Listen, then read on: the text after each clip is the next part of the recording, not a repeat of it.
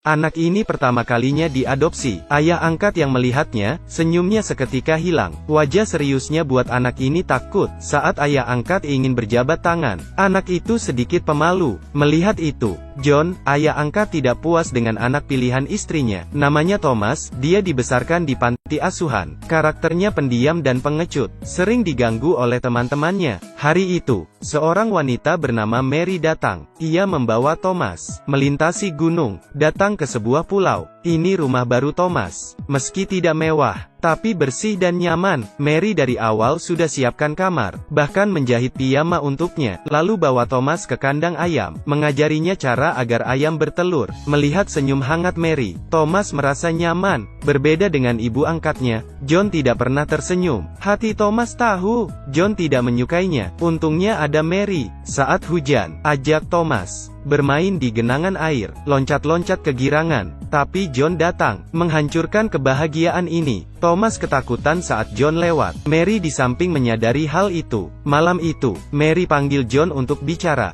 You're disappointed, aren't you? I agree to it.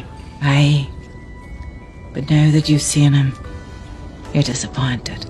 I'll not deny I expected you to choose a boy that had the making of a man, and John hanya peduli dengan dirinya, tanpa tahu, Thomas ada di balik pintu. Dengar kata-kata itu, buat Thomas semakin takut, tidak punya keberanian menghadapi John. Saat ada Mary, Thomas juga berperilaku takut. Mary melihat semuanya. Hari berlalu, ia berusaha untuk tenang, tapi hubungan mereka tidak ada hasil. John tahu Thomas ada sedikit gagap, ia makin kesal, tapi Mary mengerti. Thomas anak introvert. Karena kejadian yang ia alami saat kecil, ia ingin bantu Thomas keluar dari bayangan buruk itu. Setiap hari Mary bawa Thomas ke pantai, merasakan kehidupan alami, mengajari keterampilan khusus, memanggil anjing laut. Mary bilang, di sini bisa memberi pesan, menyampaikan kata-kata untuk orang yang telah meninggal. Salah satu keluarga Mary adalah neneknya. Dengan dukungan Mary, Thomas mengatakan apa yang ingin ia katakan. Setelah selesai, ia berbalik melihat Mary lagi. Want to know what I told her? Only if you want. I said, I like it here. Kata ini membuat Mary tersentuh. Ia tahu Thomas mulai berubah. Hari cepat berlalu. Perubahannya membuat Thomas punya teman baru. Hari itu, Thomas pulang dengan gembira. Tak disangka, ia melihat ada pemimpin panti asuhan. Ia datang untuk memastikan keadaan Thomas di sini. Sekali gua bawa dokumen untuk ditandatangani oleh ayah dan ibu angkat. Setuju untuk mengadopsi Thomas. Thomas melihat ayah angkatnya tidak tanda tangan. Hatinya sakit. I can't stay. Ia datang ke pinggir pantai sendirian. Mary mengikutinya. Thomas mendengarkannya, menceritakan isi hatinya. When I first saw you at the home, I pretended you're my real mom. Mary hanya duduk di sana sambil mendengarkannya. Thomas juga sebut dua kata ini untuk pertama kalinya. Mom. Anak kecil yang introvert, akhirnya melepaskan diri. Keduanya saling berpelukan. Esok harinya, Mary mencari John, meminta untuk Thomas tinggal. Ia meyakinkan suaminya. I know you wished for our own child. But have you considered that maybe Thomas is a gift? Kata ini menyentuh hati John. Ia melihat Thomas sedang bermain dengan anjing di kejauhan. Serius menatap. Mary berkata, Thomas perlahan berubah. Sekarang jauh lebih aktif dan ceria. Saat makan malam, John berinisiatif untuk bicara dengan Thomas. Ia mengajak Thomas mencari kepiting besok. Thomas senang, walaupun ia takut dengan kepiting. Tapi agar ia tidak terlihat lemah, Thomas mengambil seekor kepiting. Coba taklukkan rasa takut. Esok harinya, Mary melakukan sesuatu. Ia pergi beli hadiah untuk Thomas. John mengajak Thomas ke pinggir pantai. Saat menyiapkan jaring, Thomas melihat ada anjing laut terdampar. Hatinya ingin menolongnya. Tapi John bilang, kalau besok atau lusa, apa kamu akan lakukan juga? Thomas jawab dengan tegas. Saya bisa. Respon John berbeda. Tapi tidak marah. Ia pegang kepala anjing laut untuk berinya makan. Thomas sedikit ketakutan, Tapi ia tahu ia harus berani. Akhirnya, ia berani beri anjing laut makan. Mulai dari sini,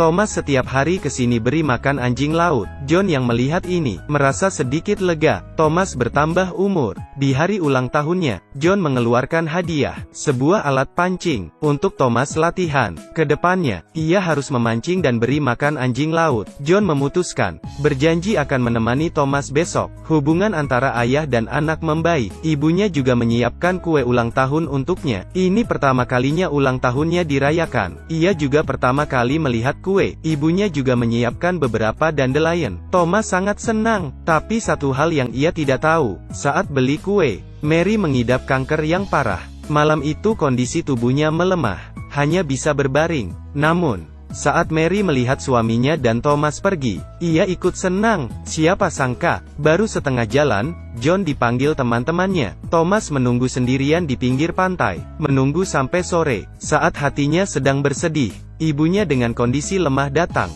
Ia tahu Thomas sudah menunggu lama. Ini buat Mary sedih, jadi ia membawanya untuk memancing. Malamnya, Mary tanya John, kenapa tidak menepati janjinya? Tidak tahu ini menghancurkan hati Thomas, tapi John lebih peduli. Keadaan istrinya yang lemah, harus pergi ke laut. Keduanya bertengkar. Hari itu, Thomas dengan senang pulang. Saat masuk, ia dengar kabar ibunya masuk rumah sakit. Ini kabar menyedihkan. Saat ia datang, melihat kondisi tubuh Mary yang lemah. Walaupun sulit berbicara, Mary masih menghibur Thomas. Ia mengeluarkan syal merah, menempatkan senyumnya ke dalam, lalu beri ke Thomas. Mungkin ini hadiah terakhirnya. Thomas tidak ingin kehilangan ibunya. Thomas tidak tahu seberapa serius penyakit Mary, karena John akan menemani Mary di rumah sakit. Thomas sementara dititipkan ke tetangga. Melihat kebahagiaan di rumah tetangga, hatinya tidak nyaman. Esok harinya, ia bertemu seorang pedagang, menukarkan hadiah dari ibunya dengan taplak meja, lalu membungkusnya, naik kapal, untuk mengunjungi ibunya. Saat sampai di rumah sakit, ia tidak percaya, melihat kondisi ibunya yang berubah, pucat berbaring di ranjang. Waktunya sudah tiba. Bagaimanapun, Mary masih menunjukkan senyuman. Ia mengelus wajah Thomas, bilang tubuhnya lemah. Kamu harus hidup bahagia, jaga diri baik-baik. Ibu selamanya mencintai kamu. Setelah mendengar, Thomas sedih. Hadiah belum dikasih. Ia dibawa keluar oleh perawat. Pendeta menemaninya, bersama-sama mendoakan ibunya. Ketika pendeta bilang Mary akan pergi ke surga, Thomas terkejut, berlari ke kamar rumah sakit. Sayangnya, You can't go home. They're not even trying. They're just gonna let you. You can't go. Please, you can't go. No. hanya beberapa bulan bersama, sosok ibu sudah tertanam di hatinya. John di samping menahan tangisannya. Tidak ada yang tahu, ia terlihat tangguh. Dalam matanya menangis. Setelah kembali, setiap malam Thomas memeluk syal yang diberikan ibunya. Ini satu-satunya peninggalan inunya. John belum berbicara sejak ia kembali, hanya duduk di luar terdiam. Di sini Thomas melihat, walaupun jarang berkomunikasi, tapi di hatinya, John adalah ayahnya. He needs me. He needs me.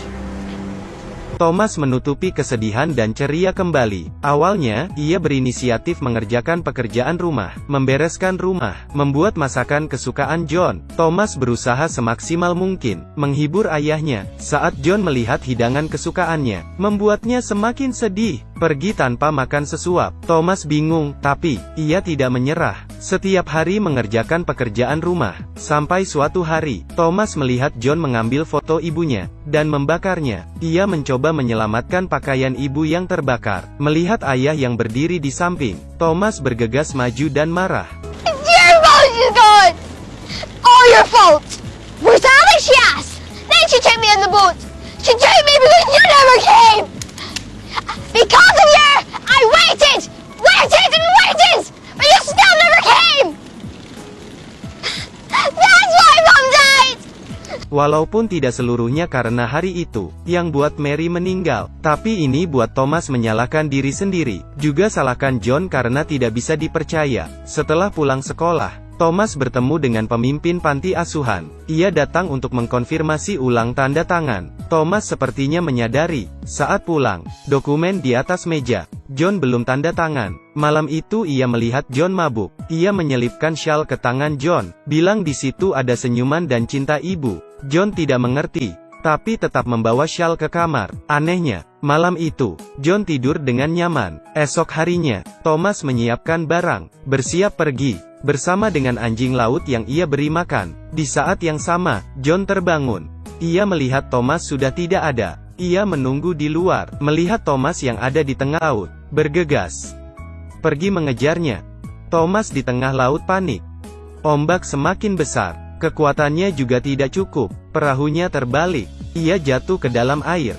John mengejarnya, tak berhenti panggil nama Thomas. Mendengar suara ayahnya, ia coba beri isyarat, tapi tak guna, ia tenggelam ke dalam laut. Di saat ini, anjing laut muncul, menolong Thomas ke tepi pantai. John yang melihat anaknya, bergegas ke sana, tapi John tidak sadar, Thomas udah jadi anaknya. Untungnya Thomas baik-baik saja. Kalian hubungan keduanya membaik. Saat pulang, keduanya mengeluarkan telapak meja. Semua tampak berjalan dengan baik, tapi Thomas teringat satu hal. Didn't sign the papers. And I won't be signing these papers unless I have your permission. Permission? Do you want to go back to the orphanage? No. Then you'll not go. John akhirnya tanda tangan. Thomas menjadi hadiah untuknya. Film berakhir. Ini film yang hangat. Judul filmnya, A Shine of Rainbows. Memberikan kehangatan untuk orang-orang, beri kekuatan cinta.